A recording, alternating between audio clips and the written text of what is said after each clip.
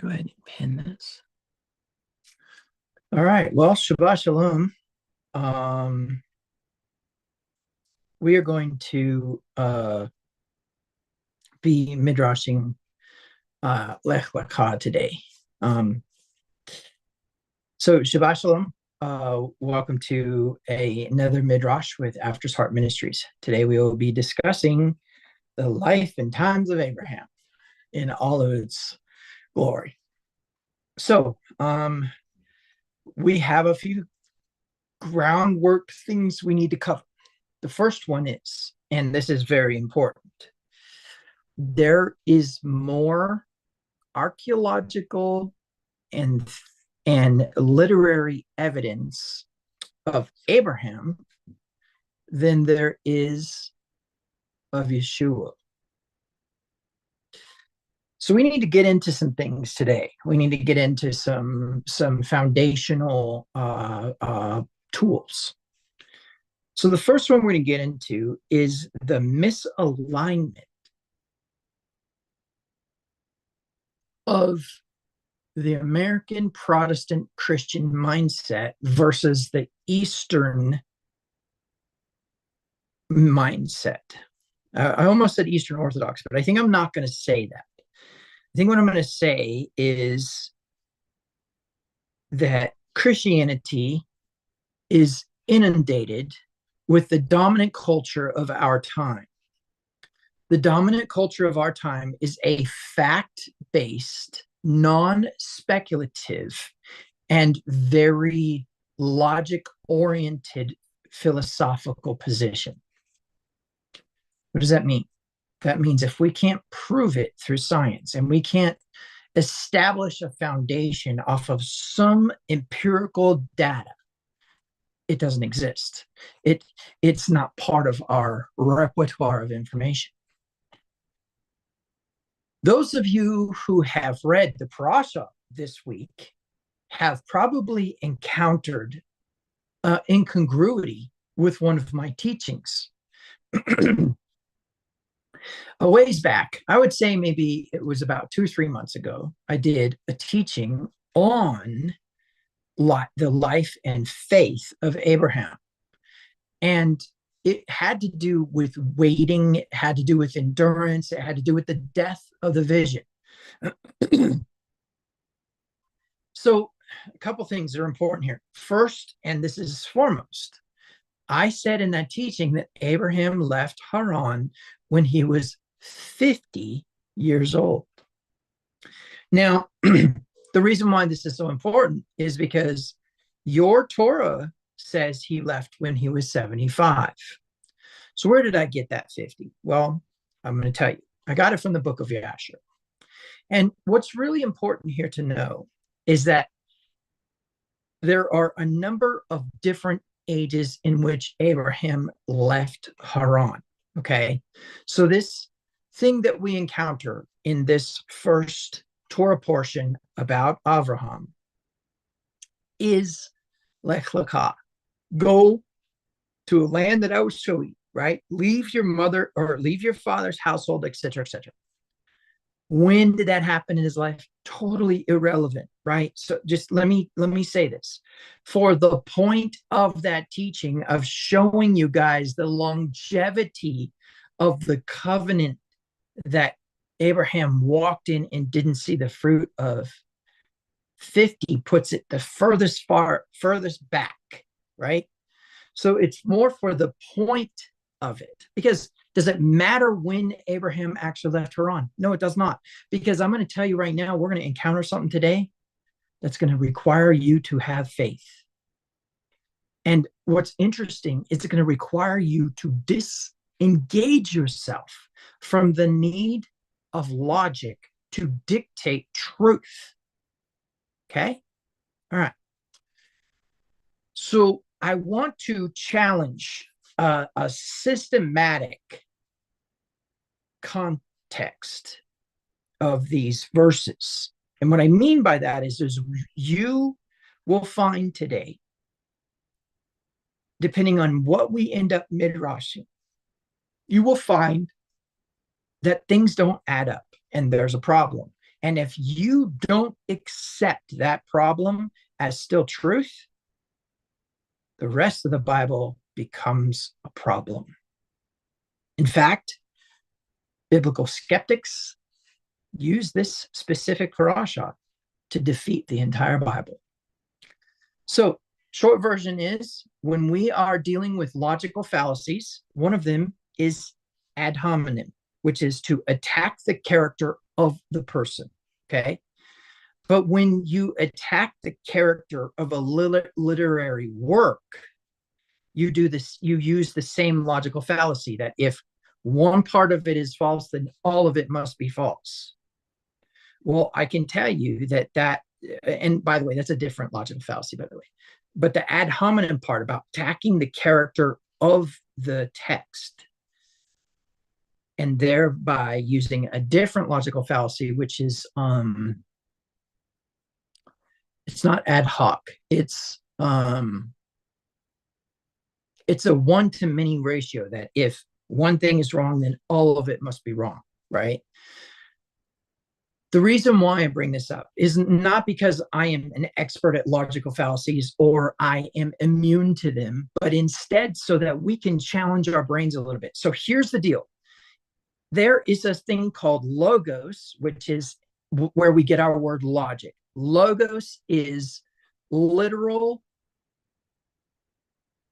quantitative, deductive reasoning and interpretation of the Bible. Mythos is the abstract, mystical impossibility of the Bible. Okay? Now, I've met fools in my time or encountered fools on media in my time who like to pretend like that's the only option is logic. That data supersedes tradition. That data supersedes teachings passed down from generation to generation. Now, where this becomes very important is because if we dwell upon the logic of this parasha, you will fail. But if you are able to look beyond that and you are able to find a place where you can reconcile disbelief for belief without proof, you are encroaching on dangerous ground, aren't you? Your mind doesn't like it, but truth be told, your soul does. And I'm going to tell you that if you search your heart and you listen to your soul, you might find that you hear truths where truths should not exist. So that's my preparation for this Midrash today, because I'm going to tell you right now, we're going to get into some things that defy your logic. Okay? Okay. So in light of that, what we usually do for our Midrash format is we have a congregation of individuals, and really they're kind of the core of the ministry on the Slack network. And so that's our own private kind of Facebook type of thing where we have channels and we post things. Well, we have a Midrash channel where people post questions about this week's parasha, and we're going to answer those questions today. So throughout the week, people have developed questions and they want to bring things up. Also, it doesn't have to be questions. It can be statements. Because I'm going to tell you right now, when you start to depart from the logos, when you start to depart from linear logic, when you stop being a Greek and start acting like a Hebrew who has their origins in Babylonian mysticism instead of American Protestant Christian anti-Semitism, you will find that you're not in Kansas anymore. Okay? So that means you can make speculative statements. That means that you can push the envelope on what people have established as truth, right? I want you guys to remember something.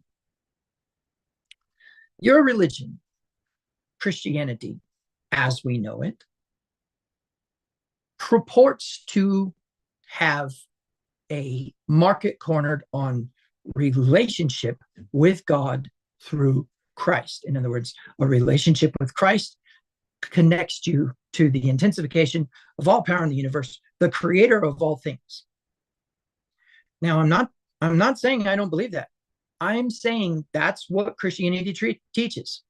Well, if that be true, okay, if there is indeed a relationship with Christ, my question to you is, do you know the difference between when he speaks and someone else speaks? Because according to him, his sheep know his voice.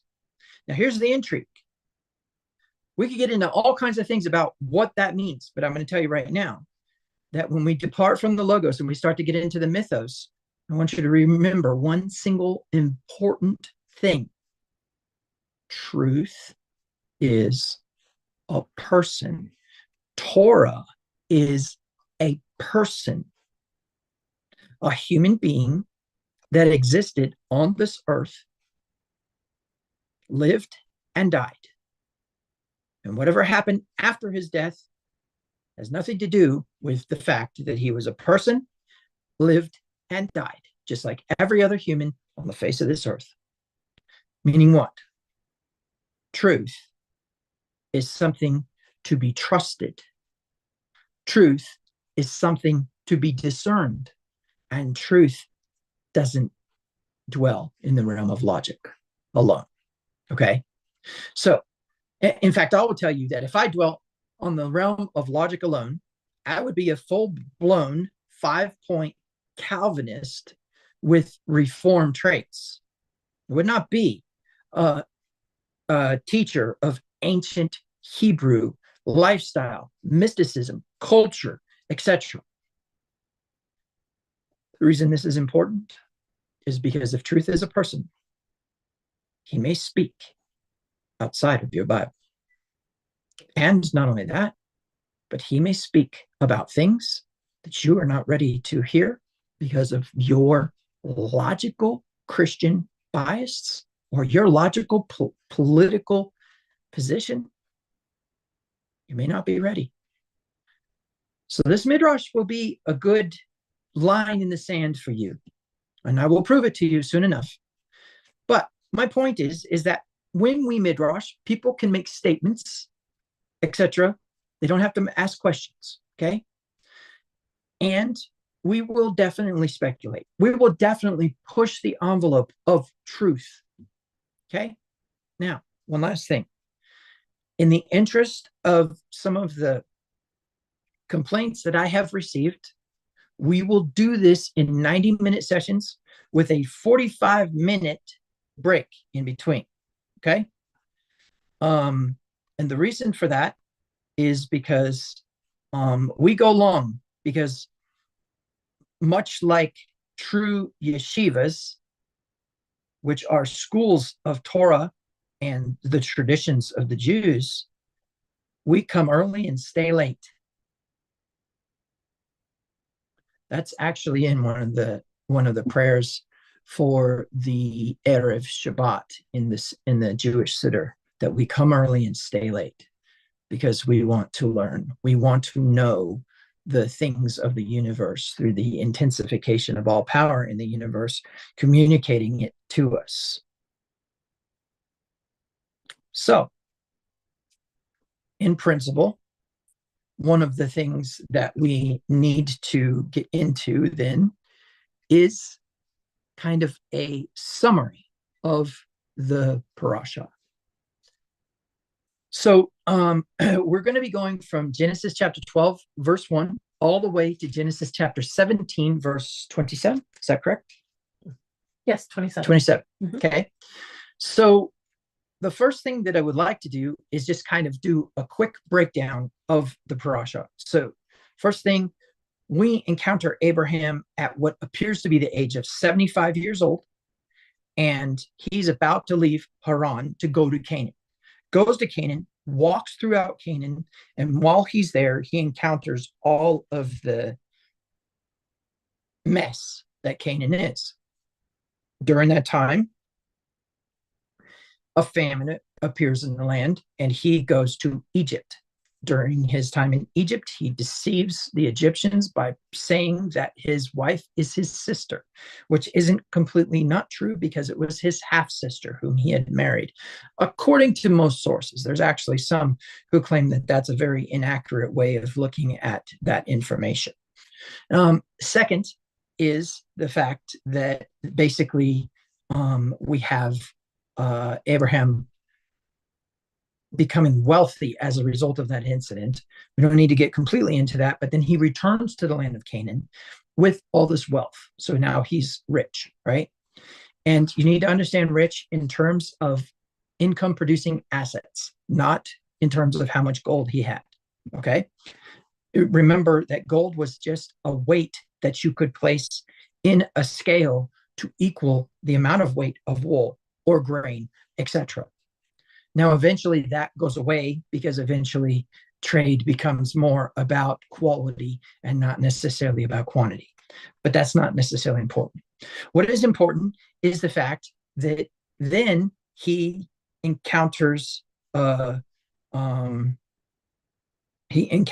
conflict with his nephew Lot, whom he's in covenant with, and he lets Lot go to Sodom. Then a military alliance attacks Sodom, takes Lot away. And of course, Abraham goes and rescues Lot. And then Abraham returns, gives a tithe of the plunder to Melchizedek, returns the possessions to the kingdom of Sodom, and then goes and gives a portion of the plunder to his friends, the Amorites, Honor, Eshcol, and Mamre. In the next chapter, we encounter the first discussion about a covenant with Abraham. And in the next chapter after that, we encounter the promise of an heir. So that's pretty much the gist of the parasha. There's more in there. In fact, I believe that in I believe it is chapter 17. Let's go see here. The covenant of circumcision occurs. But you need to understand the life of Abraham is bookended with his departure from Haran and his circumcision in the parasha of Lecha, but also contained within the discussion about Abraham by Rabbi Shaul, whom the Christians call Paul. Okay. So that's going to become important as well. So that's kind of a breakdown or a summary of the parasha, some of the things that happened with Abraham in the land of Canaan, and that basically give us our foundation for all of our discussion. So the first, I wanted to interject. Yes, go ahead. You had you're talking about the fact that whether he was 50 or 75, it kind of doesn't matter. And the reason being is, we, especially in America here, have a kind of saying that you can't teach an old dog new tricks, right? And that the older you get, the more set in your ways you become. And reading this Torah portion, I really started to see that if we are in this nomadic lifestyle, set is not something that you need or should be at all, right? Because the thing that we notice throughout this Torah portion is that he's constantly in a state of change. He's constantly, okay, you've lived in this city for all of your life, it's time to leave. Change. Now that you're in the land, there's the famine. Change. Go to Egypt. Change. This state of change is always occurring in his life. Lot has been with you forever now. Now he needs to go. Change. So I think one of the biggest things that I pulled out, we're both getting up there in age. Our 50th year is coming. Yeah, our 50th year is coming. It really kind of set upon me to this Torah portion was that don't be sad. don't be in a position where you're not willing to change. Um, uh, be willing to learn new things, be willing to go in different direction.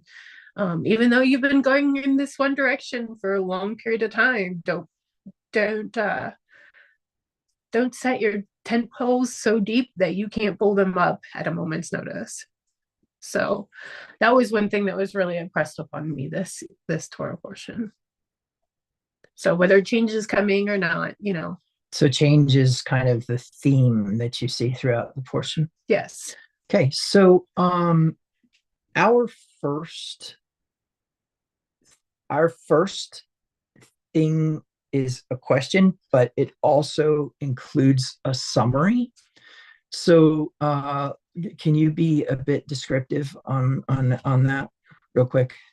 Just go ahead and just read this first one. The question is, and it's more of a statement versus a question. I realized this reflection was about these 7 steps. As I reflected on my own journey this week, I saw how each coincided with my journey this week, except for covenant. Okay, the first step, leaving. The second step, disappointment. The third step, initiation. Thank you. The fourth step, expansion, then prophecy, and then covenant. Awesome. Okay, so this is more of an observation, and that's fine. And perhaps maybe a question will precede that, we'll follow that. Okay, so first and foremost, let's talk a minute about what Abraham is to leave, why, and what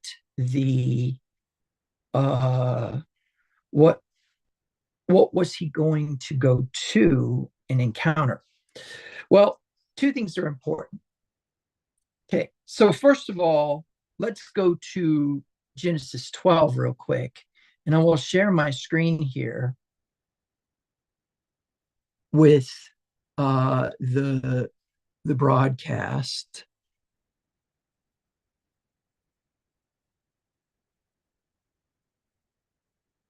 Hey, how bouncy that is, but that's okay. Let's see, I need to unpin. There we go.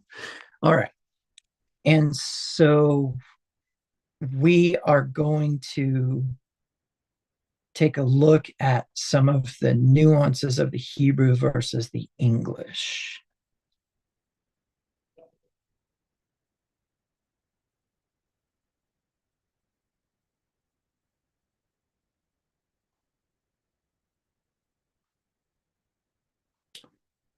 So first of all, getting into Genesis chapter 12, I actually need to make these a little bit bigger here for the camera.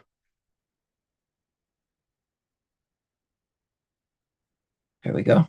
Okay, I think that's better. All right. So it says, now Yahweh had said unto Abraham. In fact, let me go into the Young's literal here. I don't have it. Okay. I will go ahead and get that later when it is more in the background. Okay. Go from your country and your people and your father's household to a land I will show you. Now, a couple things that we need to kind of discuss here is, first of all, it says Yahweh had said, and I think that's a very important element of this age issue. Oh, excuse me.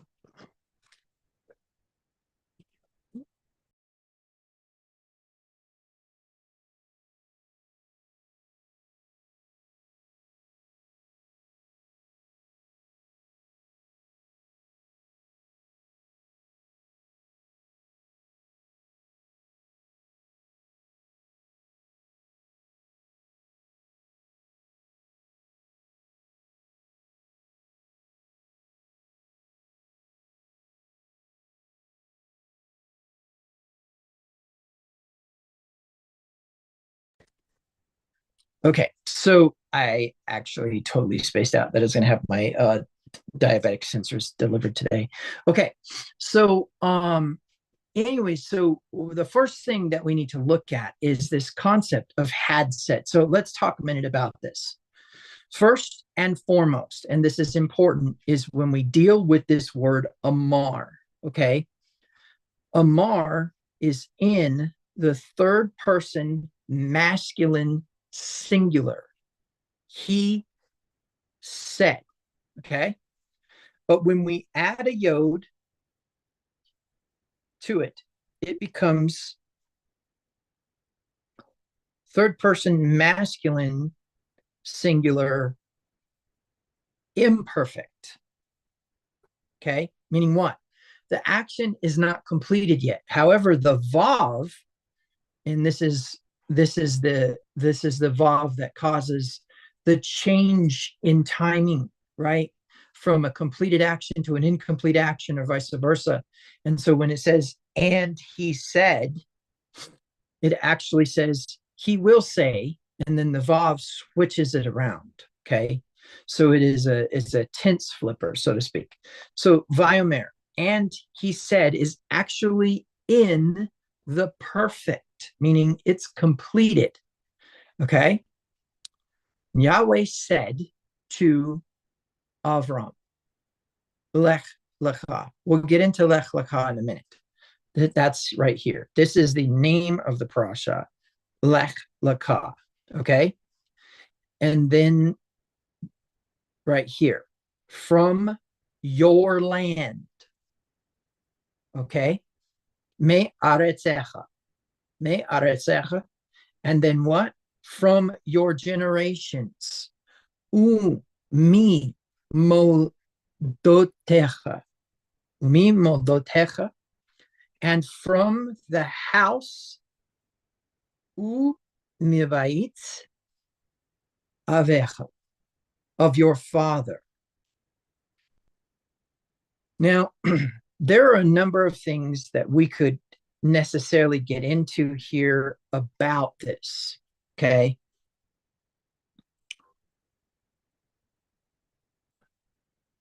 There are a lot of things we could say. There's a lot of things we could get into here. But the most important one, there's two, okay? Number one is it doesn't say from your household. It says from your generations. Furthermore, it doesn't say, and God will speak or was speaking, but that he spoke. Okay. Now, I want to propose to you that when it says that we need to accept that there was a long period of time between when God spoke and Abraham responded. In fact, I'm going to prove it with this little tidbit here. Okay. So let's go ahead. Actually, you know what? I keep forgetting I need to share this screen so that we can maintain continuity here. Okay. So we're going to go over to chapter 11. And that is going to be very important. I'm going to go back to last week's parasha and find something really amazing. In Genesis chapter 11, verse 31, it says, Terah took his son Avram, his grandson Lot, son of Haran, and his daughter-in-law Sarai, the wife of his son Avram, and together they set out from Ur of the Chaldeans to go where? To Haran? No, to Canaan. To Canaan. But they came to Haran and they settled there.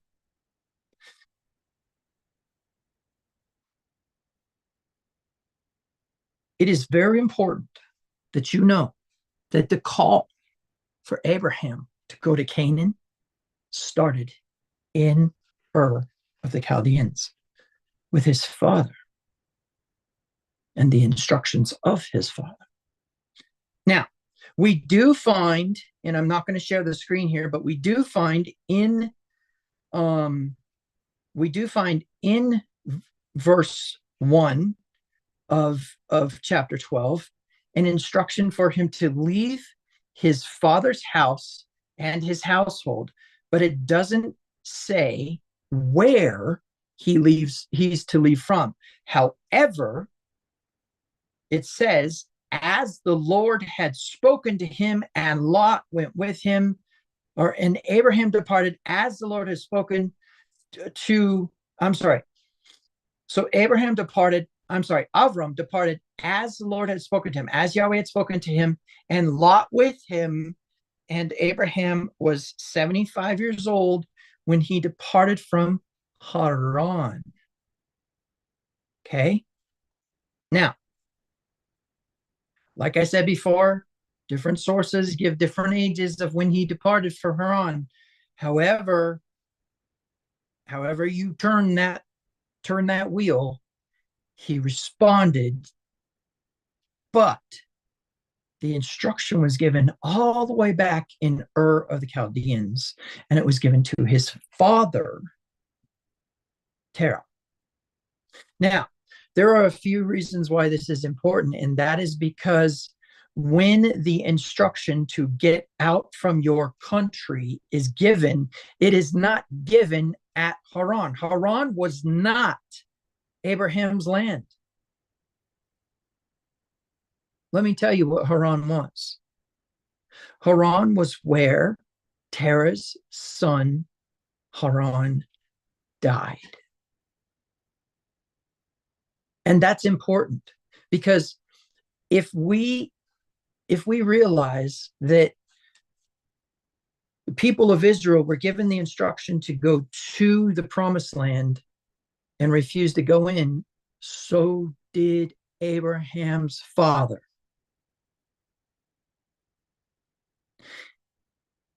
So when we talk about what's the first thing on the list? Give me a second. First thing on the list is leaving. Leaving. I don't think that's necessarily the first thing. I think the first thing is the instruction to change, the instruction to alter your course. Mm-hmm. Last night in the live on TikTok, we discussed the concept that After's Heart Ministries teaches an ancient Hebrew nomadic lifestyle to modern American Protestant Christians. The truth is that we as Israel have been instructed as the sons of Israel to what? To leave our cities and dwell in tents for 8 days out of the year in order to remember we are nomadic. He says, when I bring you into the land flowing with milk and honey, and you dwell in cities you have not built, in houses you did not construct, eat from orchards you did not plant, from grapevines you did not cultivate, go out 8 days out of the year in a single period and dwell in booths, in Sukkot, in temporary constructed shelters, so you remember that you are nomads. And I can prove to you that the disciples, that Yeshua, that Peter, Paul, James, John, Polycarp, and others maintained this ancient Hebrew nomadic lifestyle. And it is actually the wisdom of the believer that was lost by the totalitarian dystopian dictatorship of the Catholic Christian religion that eventually became the Protestant Christian religion, that eventually became the American Protestant Christian religion. Because one of the things that happened when we became American Christians is we dislodged ourselves from the Anglican Church. And so we further deviated from the doctrine of the original Catholic charter. When Constantine formulates the Edict of Milan and gives Christians, which was a derogatory term for the Jewish sect called the Way, to have rights so that he could overnight fill an army. He changed the religion to what it is today. And we are just progressive remodels of the same junk. Go ahead. No. Okay. So does anybody want to comment, or does anybody have any questions on that thus far? I think you're absolutely right. The instruction always comes first. The instruction was leave your house. He didn't leave first. There was an instruction. Okay. Get out of your country is not what it says in the Hebrew. I showed you what it said. It said from your land. Was Haran Abraham's land? No, it was not. I'm going to propose to you that the instruction that Yahweh gave to Avram was the instruction that Yahweh gave to Terah, and Terah chose not to enter the land. When it says that Abraham departed, many people believe that it was after Terah's death that Abraham departed. There's some problems with that in terms of how old Terah was when he died.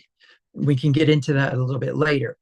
So let's say that Terah was still alive. Well, now we understand how it could be leave your father's house as an instruction, because Terah had to leave what he had in Ur of Chaldeans and move to Canaan.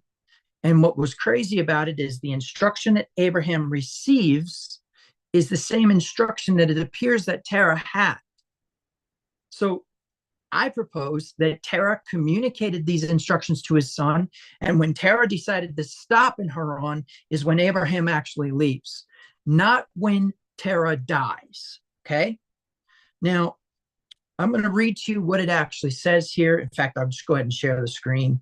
Go ahead. You were going to say something. Well, I was going to say, one of the things that we need to realize also, we're reading this as a literal, right? We're reading this as the logos, that when he says, dwell in this land, go to a land I will show you. When we look at what the mythos is of that, when we look at what the spirit of that is not a physical location. It is a spiritual location. Like when, okay, we know, I'm going to use the English word God. God is spirit.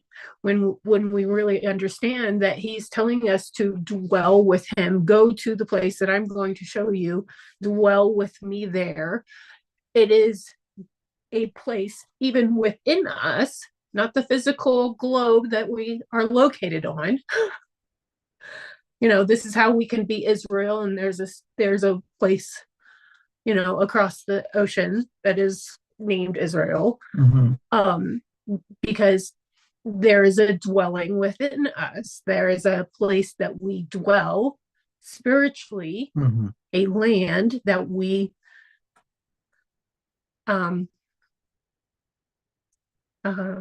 dwell within, that is not physical. It is a very spiritual thing.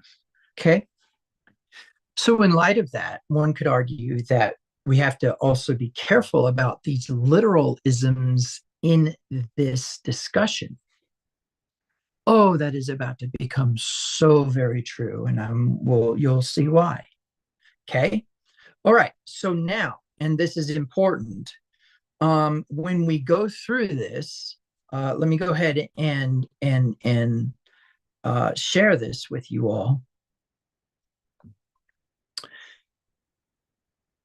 And by the way, if anyone wants to help us get a video switcher for this Midrash, I have no shame in saying that I would definitely rather not be sharing my screen right now, but instead be able to just switch between screens. Okay, so we're going to go here and just read. And I think we will go ahead and read in the NLT. I think that is going to be the direction I want to go with this, is the NLT. Okay.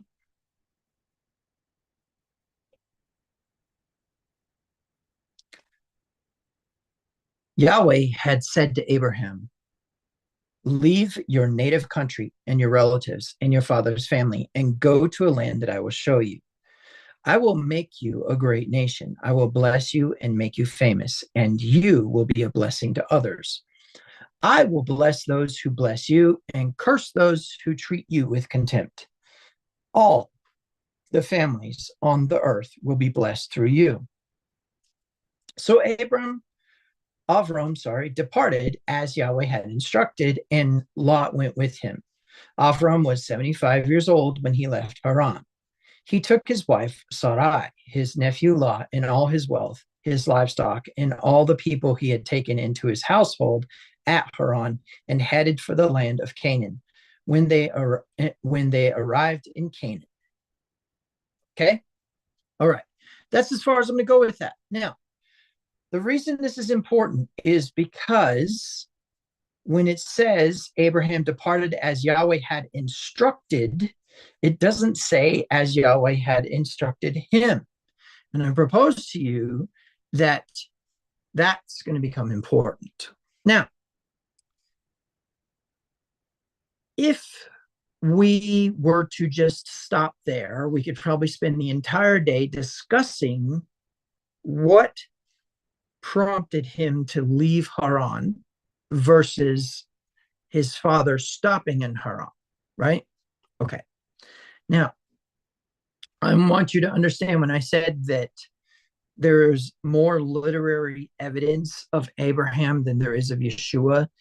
Yeshua is mentioned maybe in two places in the Quran and in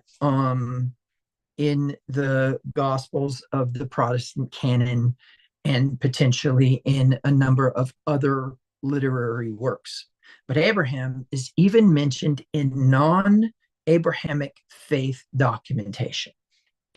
In other words, there are a number of Abrahamic texts, we'll call them, evidencing Abraham's life and condensing into certain realities of things that happened to Abraham in his life.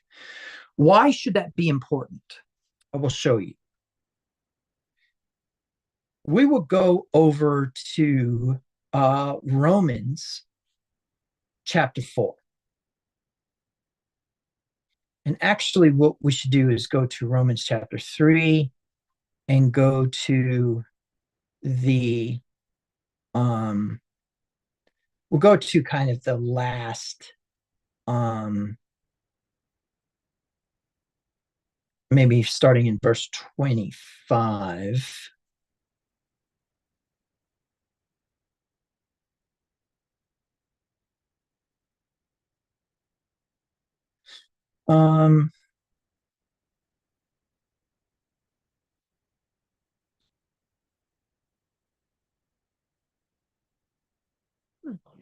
Yeah, so let's do we'll actually start in verse 29. Let me go ahead and share the screen here.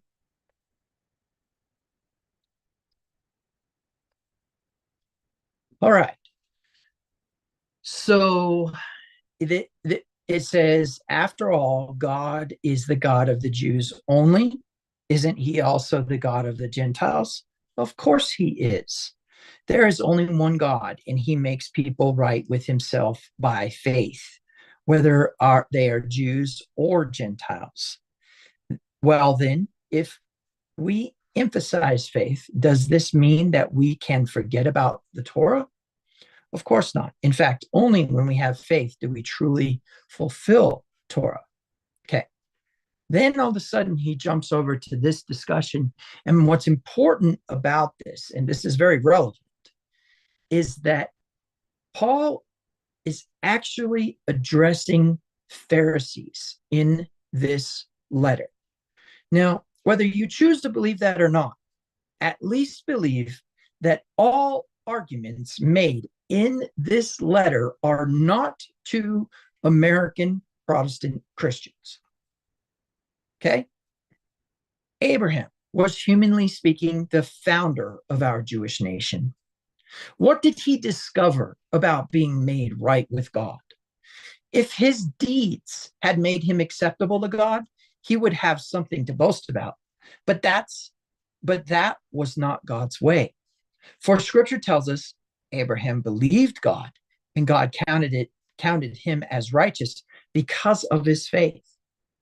When people work, their wages are not a gift, but are something they have earned. But people are counted as righteous not because of their work, but because of their faith in God who forgave sinners. David also spoke of this when he described the happiness of those who are declared righteous without working for it. Oh, what joy for those whose disobedience is forgiven and whose sins are put out of sight. Yes, what joy for those whose record that Yahweh has cleared of sin. Now is the blessing for the Jews, or is it for the uncircumcised Gentiles? Well, we have been saying that Abraham was counted as righteousness by God because of his faith. But how did this happen? Was he counted as righteous only after he was circumcised? Or was it before he was circumcised? Clearly, God accepted Abraham before he was circumcised. Circumcision was a sign that Abraham had already had faith and that God had already accepted him and declared him to be righteous, even before he was circumcised. So Abraham is the spiritual father of those who have faith but have not been circumcised. They are counted as righteous because of their faith. And Abraham is also the spiritual father of those who have been circumcised, but only if they have the same kind of faith Abraham had because he was circumcised. Clearly, God's promise to give the whole earth to Abraham and his descendants was not based on his obedience to God's law, but on a right relationship with God that comes by faith. If God's promise is only for those who obey the law, then faith is not necessary and the promise is pointless. For the law always brings punishment on those who try to obey it. The only way to avoid breaking the law is to have no law to break. So the promise is received by faith. It is given as a free gift, and we are all certain to receive it, whether or not we live according to the law of Moses, if we have faith like Abraham's. For Abraham is the father of all who believe. That is what the scripture meant when God told him, I have made you the father of many nations. This happened because Abraham believed in God, who brings the dead back from life and who created new things out of nothing. Even when there was no reason for hope, Abraham kept hoping, believing that he would become the father of many nations. For God had said to him, that's how many descendants you will have. And Abraham's faith did not weaken, even though at about 100 years of age, he figured his body was good as dead, and so was Sarah's womb. Abraham never wavered in believing God's promise. In fact, his faith grew stronger, and in this, he brought glory to God. He was fully convinced that God is able to do what he promises. And because of Abraham's faith, God counted him as righteousness. And when God counted him as righteous, it wasn't just for Abraham's benefit. It was recorded for our benefit too, assuring us that God will also count us as righteous if we believe in him, the one who raised Yeshua, our Adonai, from the dead. He was handed over to die because of our sins, and he was raised to life to make us right with God. Okay, now, the reason why I read that entire chapter is because this is Paul's argument about the power of faith versus the reciprocal element of Torah. I will explain. American Protestant Christianity at large has made the decision that they do not need to keep the law because the law is done away with. And furthermore, they have concluded that they only have to have faith. Of course, James made the argument, show me your faith, and I will show you my works, etc. Right? So here is the part that's really important here. Paul's argument was not about whether or not you should keep the law. Paul's argument was that your position in the kingdom of heaven and its righteousness has nothing to do with the law, has nothing to do with Torah. Now, there's a few reasons why this is important, but the first, and this is the most important one, is instruction is very different from obedience, and obedience is very different from faith. Okay? So, two elements that we need to bring forward. Number one, did Abraham trust God? Yes. Okay. What is faith?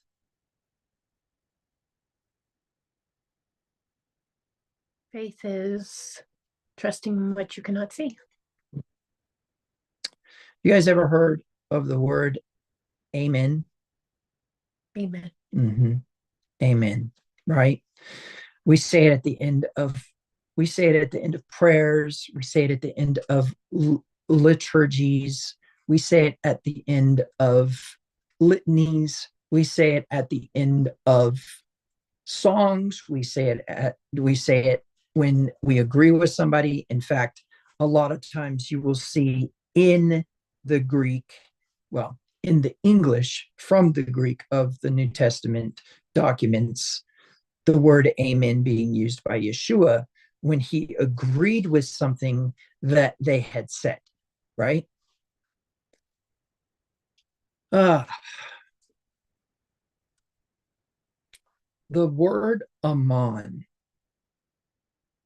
which is the Hebrew word to stand steadfast, is where we get the word emunah. Emunah. Okay? The word emunah is the word for faith in the Hebrew.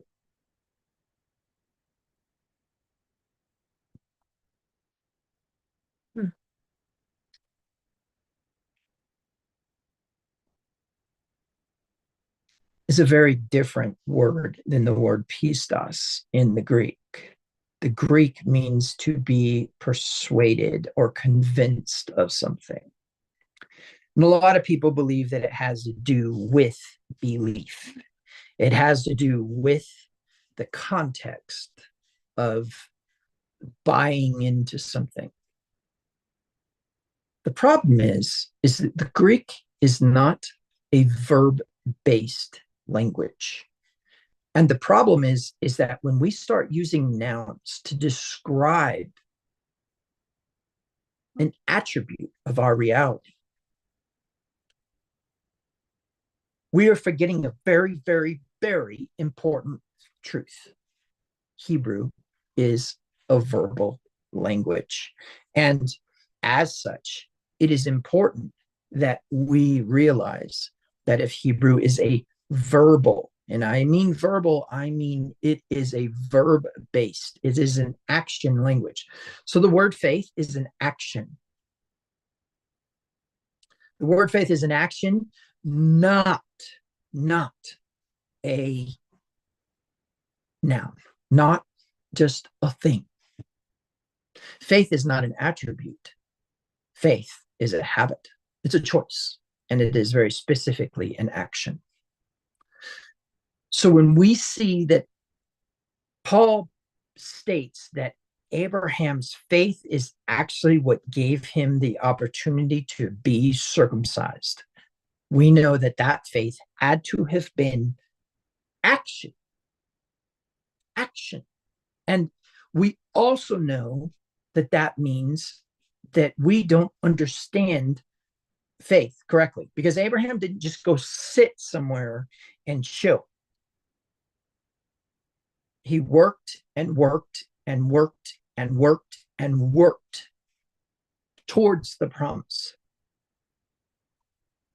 What you also need to know is that the first conversation that Abraham has with God does not reflect his belief.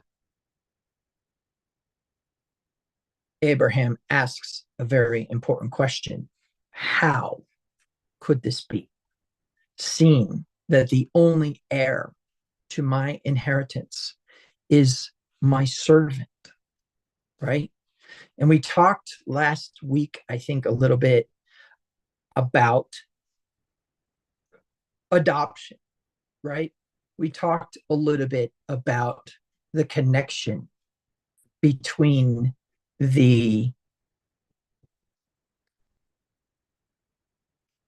adopted sons in an inheritance versus non-adopted sons in an inheritance. So now what we probably need to do is go ahead and take a break, because we need to segue into the context of instruction and then trust and then obedience. Okay. So let's go ahead and take a brief pause and get some water or stretch your legs a little bit, and we will come back. Okay.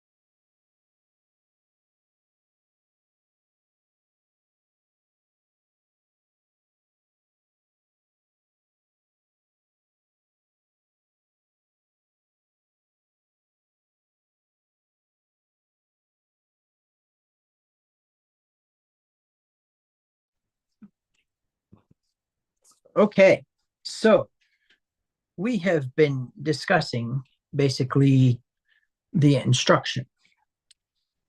So the next thing that we need to ask is, if someone gives you instruction, by what merit do you follow it? And I will remind you guys, this is a Midrash. You guys that are here on Zoom are welcome to unmute and answer.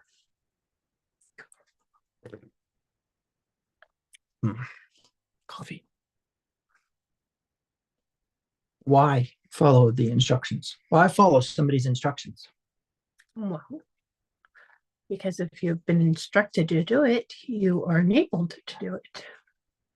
Okay, that sounds great, but why? Why?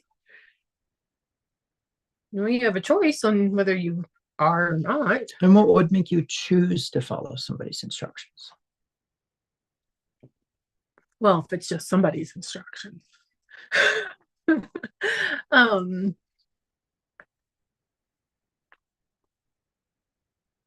There has to be something within you that would believe that that is the correct thing to do, right? If you tell me to go outside, I have to think that that has some kind of benefit for me to do. So what if we were to say that you have to be in a trust relationship with somebody before you will follow their instructions? You meet somebody on the streets, say you're walking down the street, and a person pops up and says, hey, you should close your bank account, take all your cash, and you should go buy this piece of land. Are you going to do it? No. But if your best friend calls you and says, hey, there's a piece of land, I'm telling you right now, go invest in that. It's absolutely a steal. How much more inclined are you? And what causes that friend to be more trustworthy than the stranger? A friend values what you value, and trust is established as a mutual agreement of confidence. Remember, truth is a Wouldn't it person. also be some kind of an authority as well? Like you've put some value or stock that they would have some position over you, not just a friend, but for instance, like your healthcare provider. Yeah, and they tell you to take a certain supplement because you're deficient in something or other, but you've put some kind of weight upon their words in your life, right? I'm trying not to use trust and I'm trying not to use authority, but you have put some weight or stock into what they have to say. So you would believe that their words carry some knowledge or wisdom in the way that you should go. Would you agree that the mutualness of the relationship, regardless of the superiority of one person or another person, is more about the fact that they have demonstrated a relational element, something you can relate to? Mm-hmm. So like kind attracts like kind. So I'm going to propose that one of the reasons why Abraham is willing here to listen to the instruction and move on from Haran when his dad stops and continue with the instruction that Yahweh had given to Terah is because of trust, but very specifically standing upon the imperative is going to be really important here. So here's how this works. In Hebrew grammar, which we know is a lifestyle and not just nuances of syntax in a verbal language, we have an incomplete action. We have a completed action. We have an ongoing action. and we have the way that those work change according to person or pronoun. For example, if it is he, she, it, they. If you say they will, then that's an incomplete action. If you say and they have, or you say they have, it is a completed action. Adding a participle to an action does not really reflect its completeness or incompleteness. But what's interesting is in the Hebrew lifestyle, if you say that a person will do something, you say he will go out to the field and work. You are acknowledging your belief in their promise, which means that there was an I will first. And then furthermore, not only was there an I will, but there was an acceptance of that I will as a believable, dependable promise. Okay? So when the intensification of all power in the universe says, I will show you this land, as in the first verse of this, there is that. Abraham knew that that was a promise. Right. But there's more, isn't there? Because in the Hebrew, when you move into the second person, then it becomes you will. So now I can say, you will go for a run. What is that? Instruction. What if it is the subordinate speaking to the superior? It is the same. Right. In other words, in Hebrew thought, the imperative, so basically when we speak in the imperative, we just change our voice tone. But in the Hebrew, you change the conjugation of the verb, and very specifically, you change it to a second person. Okay? So what originally was an imperfect verb, meaning it hasn't been completed, now becomes a promise in the third person, or I'm sorry, faith in the third person, and a promise in the first person is a command in the second person.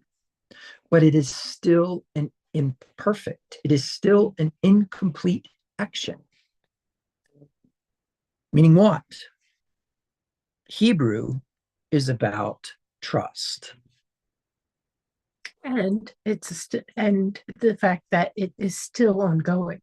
So not only did he show Avram the land, but he is still showing us the land as well. True. And so one of the things that we need to get into then in the thoughts of the incomplete is the command, go to a land I will show you.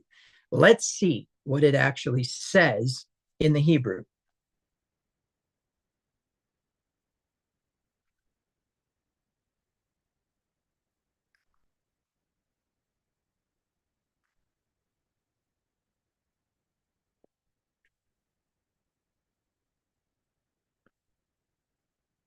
Let's go to, let me go back to Genesis here.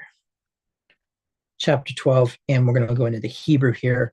And what it says, it doesn't say to a land I will show you first, like it says in the in some of the English translations. Well, it doesn't really. Okay, so I want you to understand these commas here, right? This comma right here, and this and right here are bookends of leave your native country, your relatives, and your father. But what Yahweh says to Abraham is go to a land I will show you, right? In the English, that comes at the end, but in the Hebrew, it is the first thing after and God said to Abraham, or to Avram, sorry. So Lech Lecha, let's take a look at this. Lech Lecha is all about. Okay, let me see what do I want to do here. Let me screenshot this so I can pull this up closer to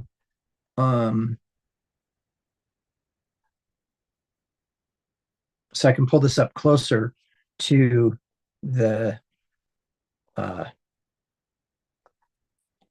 I can't remember how to screenshot with the old iPad.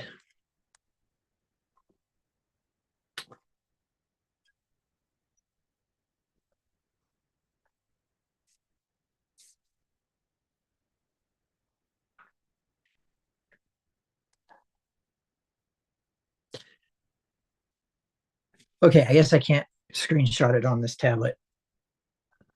So the premise then is what we need to look at here is this right here. Okay, this yalech, right? To go or walk or come, right? But then the next thing is going to be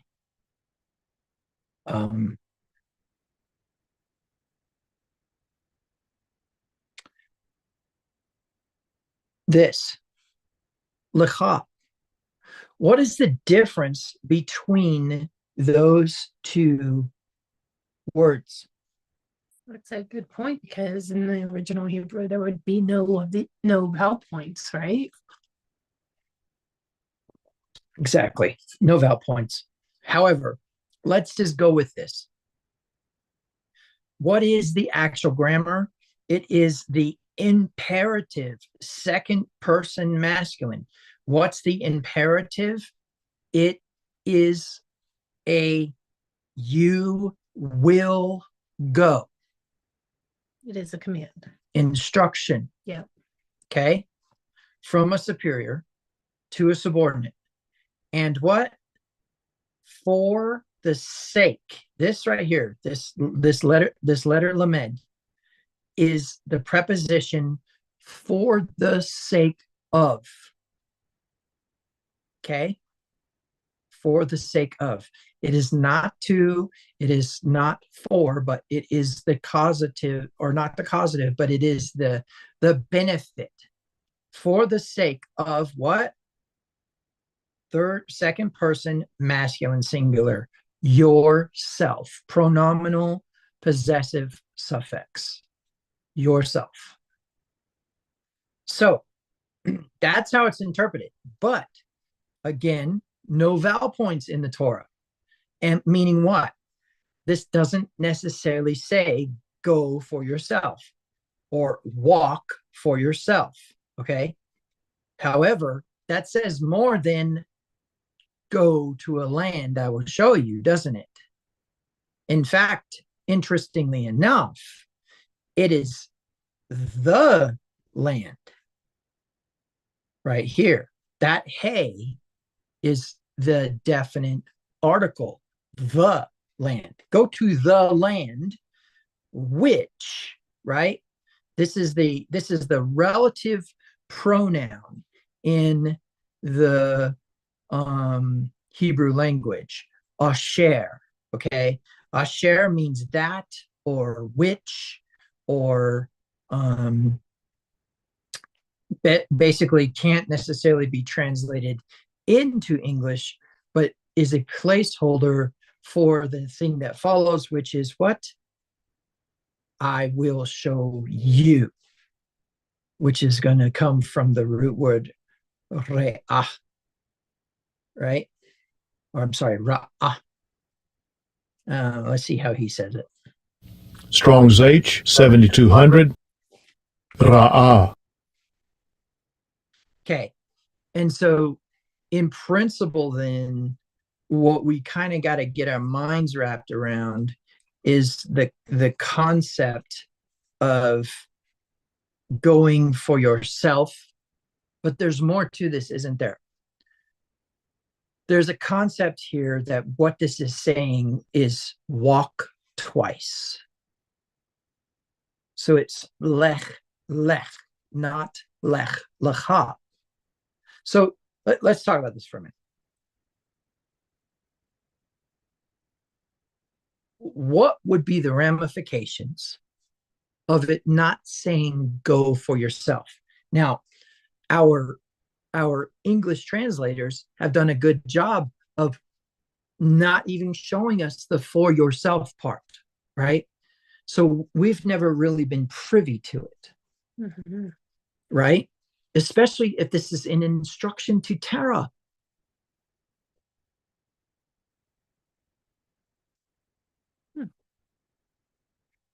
Well, I love the fact that it's basically for your benefit, right? It's showing a higher wisdom, higher authority, saying this is going to be good for you. Mm-hmm. But yeah, what is the ramifications of walking twice? The benefit for walking twice? Well, it's interesting because this could potentially correspond to leaving being not only a physical movement, but being a energy movement as well. Mm-hmm. Okay. And so as we latch on to Paula K's leaving after the instruction, it was important. Instruction comes first.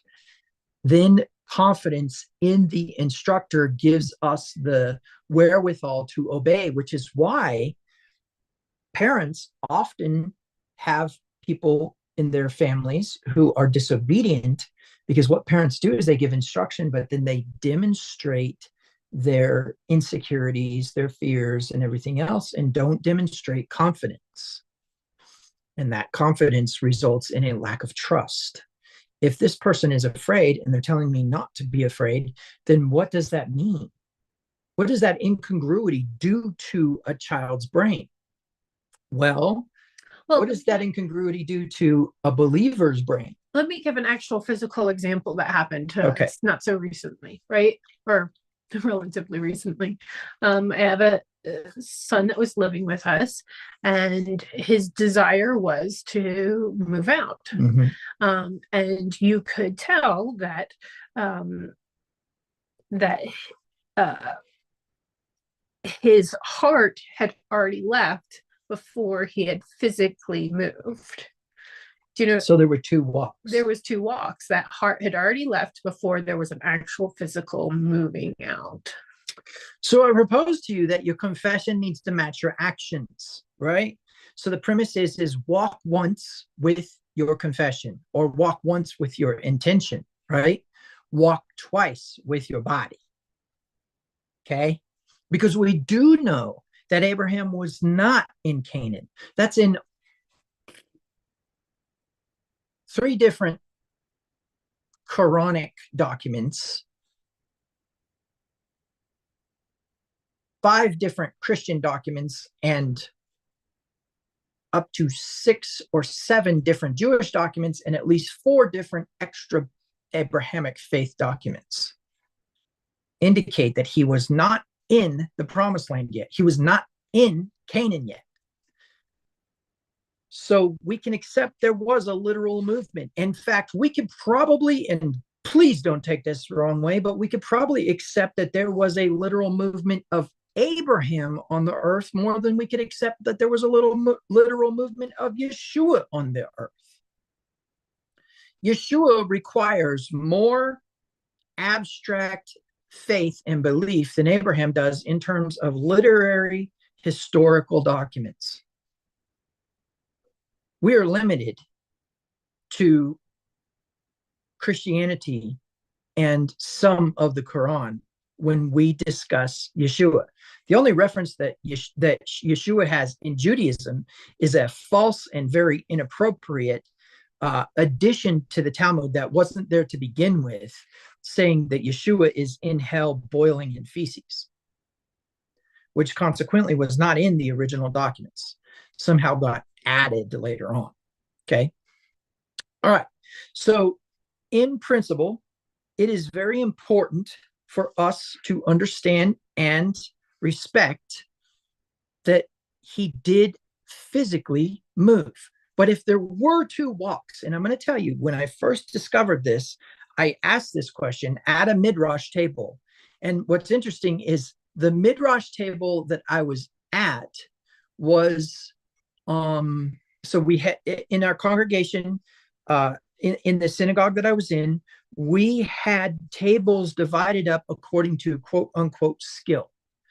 So new people who had come into the congregation sat at the first table. People who had been there a while but hadn't quite advanced sat at the second table. And the third table was all the advanced people.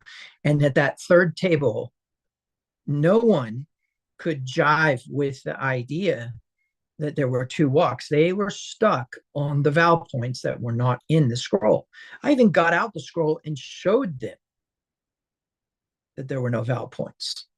And of course, there was an argument about trusting the Mesoraic pronunciations and et cetera, et cetera. What I'm trying to get at is that there's a very good possibility that doesn't say go for yourself. But even if it did, the for yourself part is not there. So we do have a physical leaving. And as Deb said, your heart leaves first. That's true of relationships too. Mm-hmm. In fact, I am sure that confidence fails first before disobedience arises. I didn't say that it was good. And I also didn't say that it was true. I just said confidence fails before disobedience. What I mean by that is you can lose confidence in something and it not be true. Okay? Somebody could potentially commit lashon hara or rekilus and damage somebody's reputation, and you stop wanting to do business with them. Okay? Mm-hmm.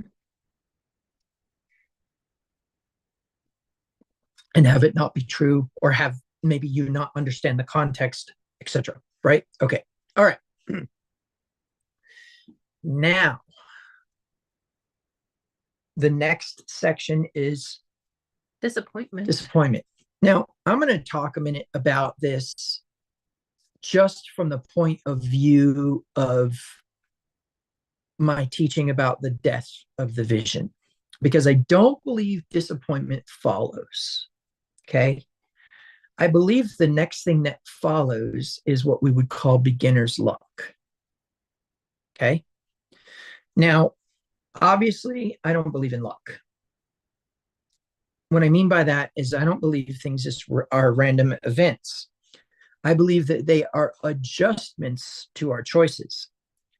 Proof is in the idea that there is already mathematically proven that there is a singular dimension present for every single last detail of any choice made from the beginning of time by a single human being.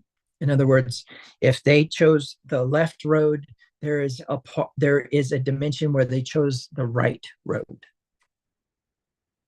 If they chose to go up, there's a dimension where they chose to go down. Okay? Now, where this becomes relevant is in the fact that there is a concept that we are part of a plan, but that plan is constantly in a state of flux as we move through our decision-making process. Okay? Now, I will propose to you, when I say beginner's luck, what I mean is that there is always a chance that when you begin your dream and start to actualize, that if it was to be attacked at that moment in the infancy of it, you would abandon it completely. And so, in addition to normal Adamic dominion, the universe conspires on behalf of those who respond to being called according to their purpose. Listen to what it says in Romans chapter 8, verse 28. All things all things work together for the good of those who are, or who love God. If you love me, you'll keep my commandments, and who are called according to their purpose. Okay? Called according to their purpose. Let me read it to you in the NLT. I won't share it to the screen. I'll just read it. Romans chapter 8, verse 28 reads as follows. And we know that God causes everything to work together for the good of those who love God and are called according to his purpose for them.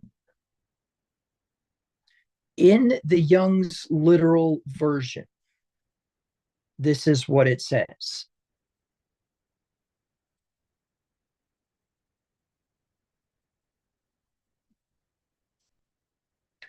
Give me a moment to download it. I don't have it on this tablet yet. This is what it says in verse 28. And why do we use the Young's? Because it is the most literal interpretation. It says, and we have known that to those who loving God, all things do work together for good, to those who are called according to purpose. So his purpose, again, makes it definitive, moves towards the Calvinistic translational bias of unconditional election, right? Okay. But just according to purpose. According to purpose would be very different, wouldn't it? Because then we begin to understand that purpose is somewhat of a choice and a preference. In fact, I'll propose to you that the things that you have dreamed is probably what you're supposed to do. And when I say supposed to, what I mean is it's probably the least resistant path you could take. Because you never know. I've always, when I was a Protestant Christian, and let me explain, I was more of a non-denominational Protestant Christian than an actual, like, Presbyterian Protestant Christian, okay?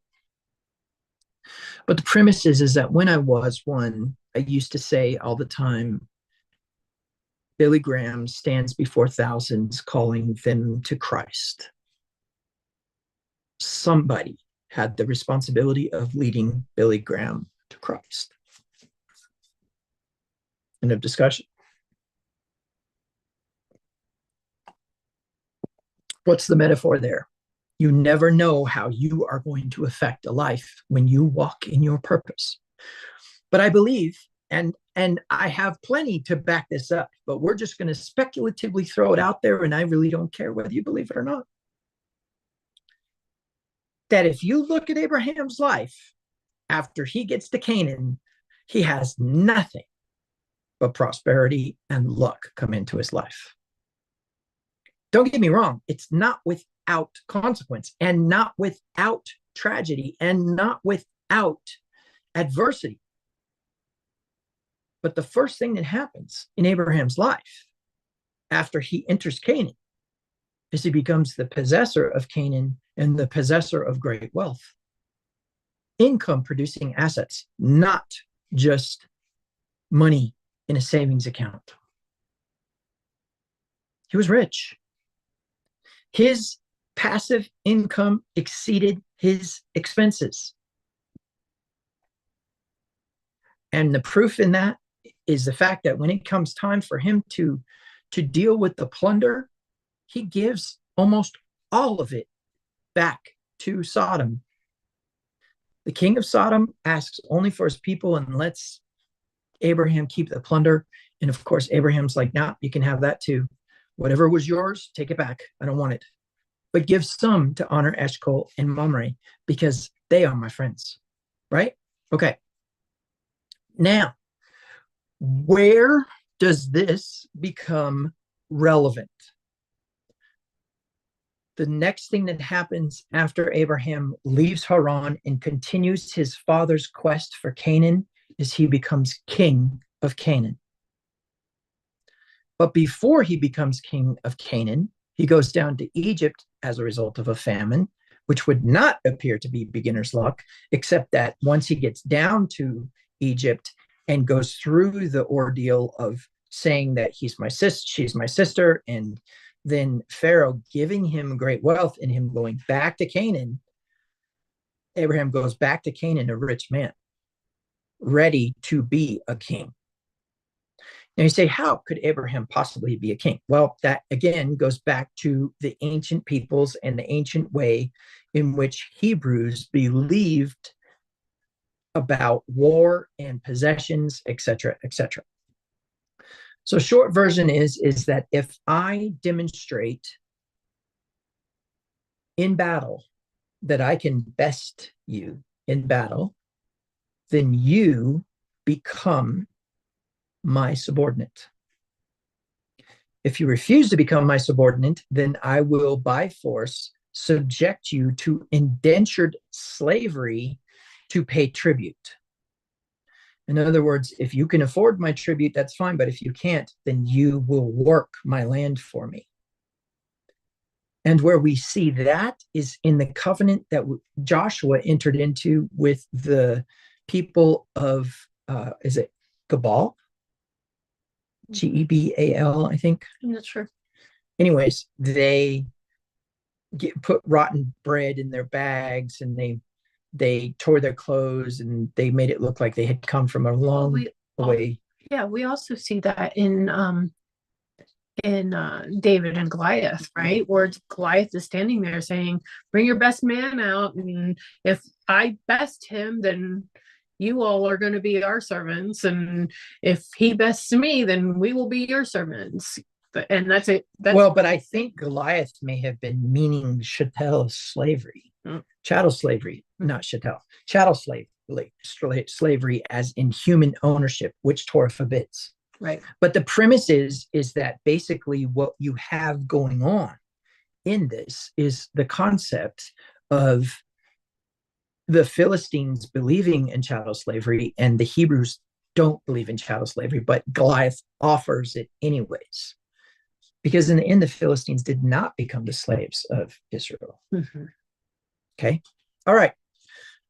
So the premise is you best somebody in battle, you become their authority and therefore their protector, which means you have to enter into covenant with them and protect them. My land is your land is my land, my weapons are your weapons are my weapons, etc., etc. Now you can avoid that by not fighting in the first place. You can go to the bigger group and say, can you please enter into covenant with me? Where do we see that? Isaac with Abimelech of Gerar, and Abimelech with Abraham, although there's a very different situation because, of course, he took Abraham's wife. Now, where this becomes important is as soon as Abraham beats Chedorlaomer. Remember, Chedorlaomer is this military alliance of 5 nations, right? Attacking 4 nations and besting them. And therefore, we know Chedorlaomer takes everything with him. Well, guess what? When Abraham defeats Chedorlaomer, he gets it all.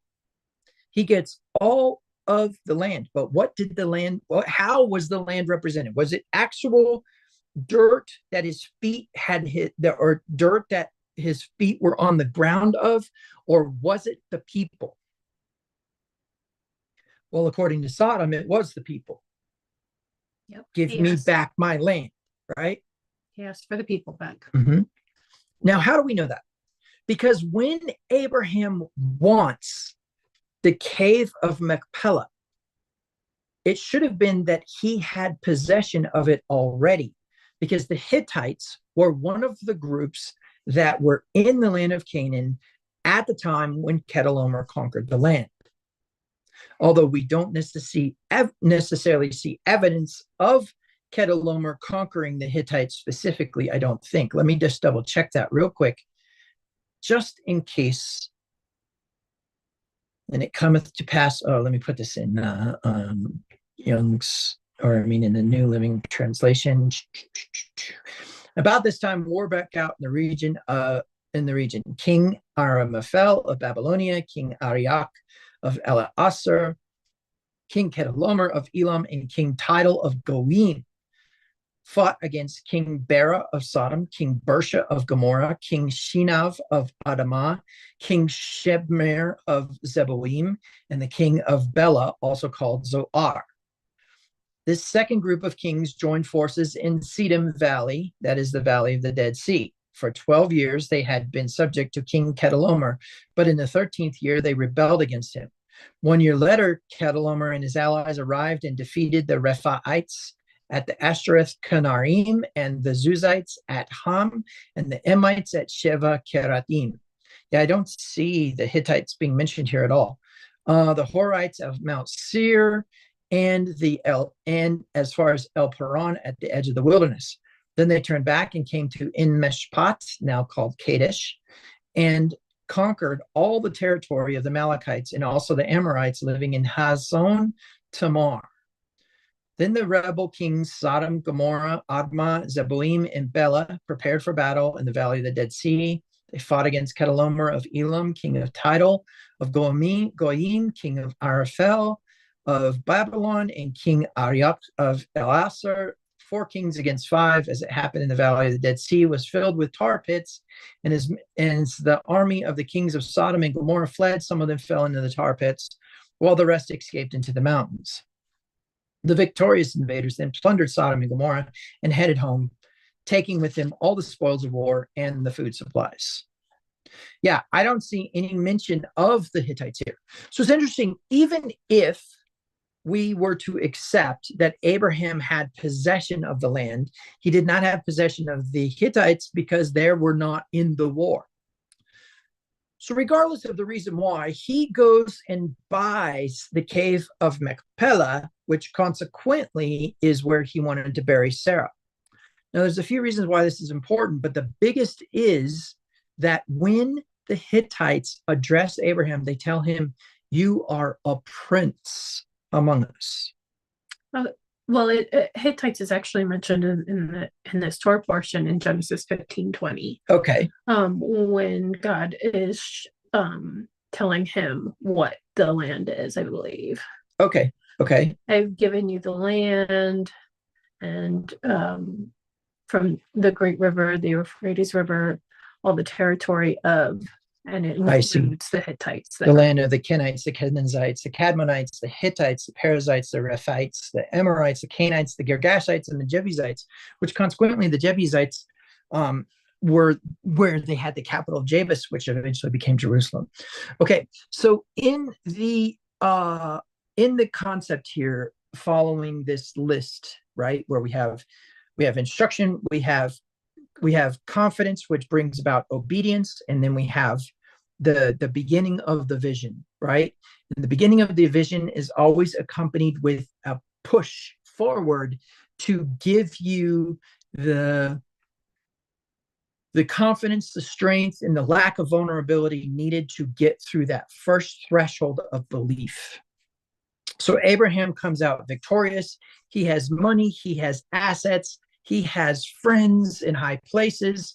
He has overcome one of the most wicked kings to exist in the land of Canaan, one of the most powerful kings in the land of Canaan, and has stood up to one of the most wicked kings of the land of Canaan, and also has honored one of the most righteous kings of the land of Canaan, of course, Melchizedek.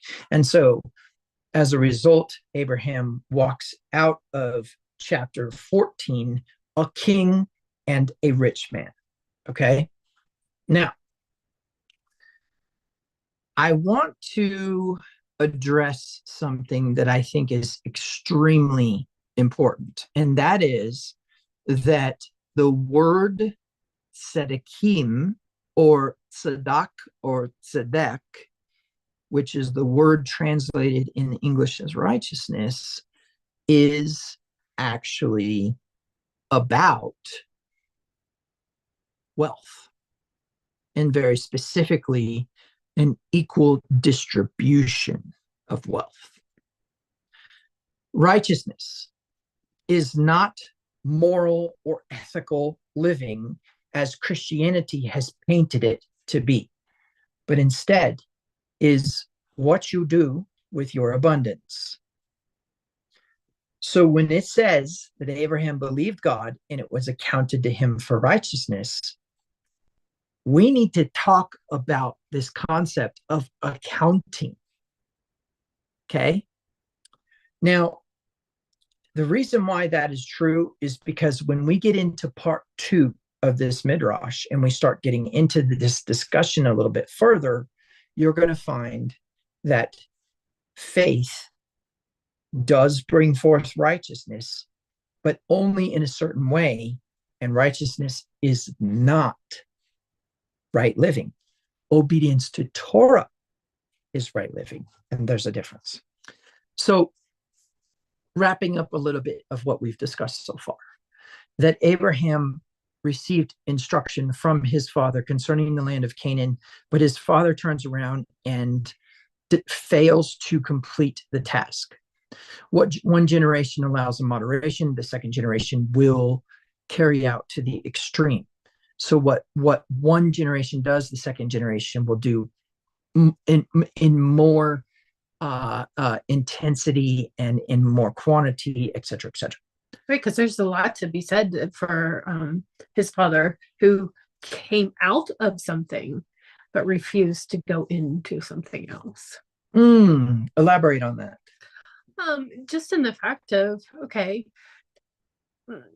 I'll use the example of maybe a drug addict. They're in one state, and maybe they come out of using drugs, but they don't come into changing their lifestyle, or they don't come into a healthier intake to feed their bodies. Literal example there, but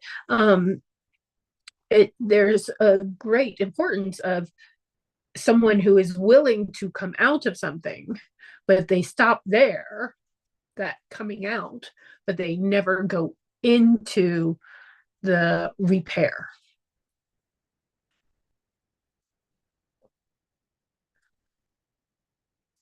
And maybe repair is not the right word there, but we see him. We see his father in chapter 11 obeying a portion of the command to come out of Ur, but he never completes the command by going into the land of Canaan. Mm-hmm. Okay. All right. Well, I think there are some important things that we need to get into in this second section. In a few minutes, we're going to take a break, and we'll go ahead and Deb and I will get some lunch figured out, and then we will come back and start the second session of this Midrash.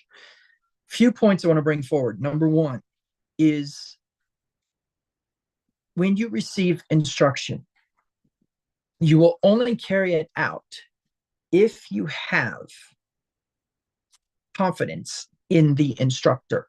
And that confidence has to have been established beforehand, which means what? We need to look back to before Haran, to Abraham's life. Second is, once that obedience is carried out, you will begin to get vision about your purpose. In other words, faith brings the birthright, right? Faith brings us into the relational element of Yahweh in the first place. Obedience brings the blessing, but the blessing has a purpose. You do not receive abundance just because God wants you to be rich.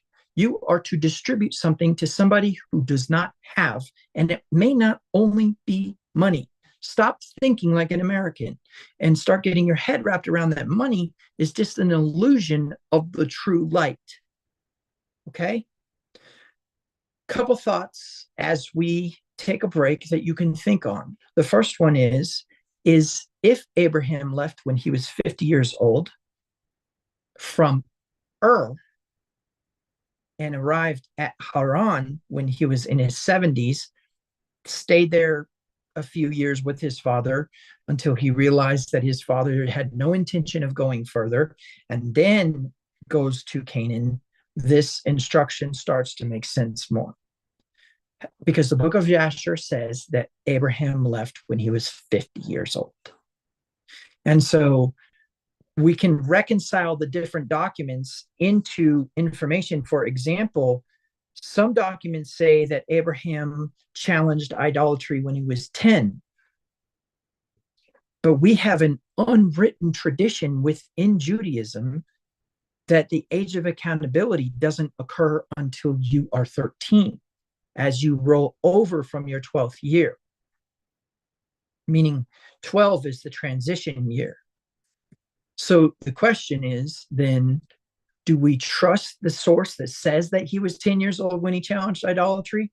Or can we say that Abraham actually stepped into his mitzvot or his walk in Torah? You say, oh, well, Torah wasn't written. But according to my scripture, according to my Bible, if a Gentile, though not having law, does the things of the law, it's because it's been written on their heart. And Abraham was from her. He was a Gentile. He was a Gentile before he was circumcised, because according to Judaism, or according to that culture at large, if you were uncircumcised, you were a Gentile. But Paul says, wait a minute, Abraham was already in faith, already being obedient, already doing what he was supposed to do when he got circumcised. So those are some things to think about. We're going to go ahead and take our break, and we will